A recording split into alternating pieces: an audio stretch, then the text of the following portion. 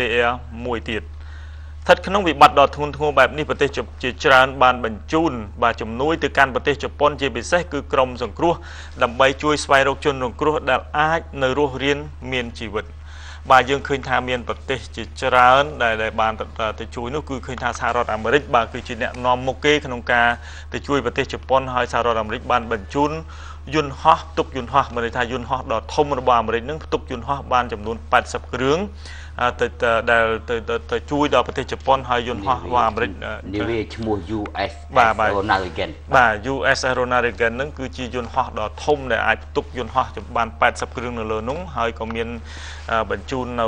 នាវាចម្បាំងឧទ្ធម្ភាគចក្រជាច្រើនគ្រឿងទៅកាន់ប្រទេសជប៉ុនផងដែរ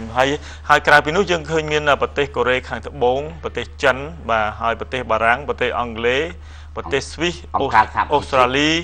ប្រទេសរុស្ស៊ីបាទរុស្ស៊ីនាយករដ្ឋមន្ត្រីរុស្ស៊ីបានប្រកាសសន្យាជួយផ្ដល់ធម្មពលទៅដល់ផ្គត់ផ្គង់ដល់ប្រទេសជប៉ុនដែលកំពុងតែប្រឈមមុខនឹងការខ្វះខាតធម្មពលយ៉ាងធ្ងន់ធ្ងរបាទចំណែកឯប្រទេសសង្ហបុរីវិញវាមានក្រុមជំនាញជួយសង្គ្រោះមួយក្រុមទៅដែរហើយយើងក៏មានឃើញថា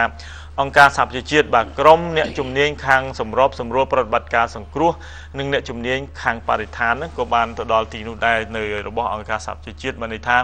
អង្គការសហប្រជាជាតិលោកបានសម្របសម្រួលទៅប្រទេសជាច្រើនដែលជាសមាជិករបស់អង្គការសហប្រជាជាតិនឹងធ្វើយ៉ាងណាយើងចូលរួមទៅ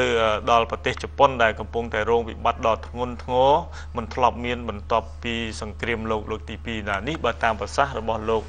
ណាអូតូកាន់ដែលជានាយករដ្ឋមន្ត្រីជប៉ុននៅពេលបច្ចុប្បន្ននេះបាទទូរទស្សនិកជនជាទីគោរពកម្មវិធីសភាអ៊ីនធឺណិតវគ្គទី1ក៏ឈានដល់ទីបញ្ចប់ហើយមុនបន្តពីសម្រាប់ទៅលោកនាយកសំឆៃយ៉ានិងកញ្ញាឋានានឹងបន្តការផ្សាយរហូតទៅដល់ម៉ោង9ហើយខ្ញុំបាទក៏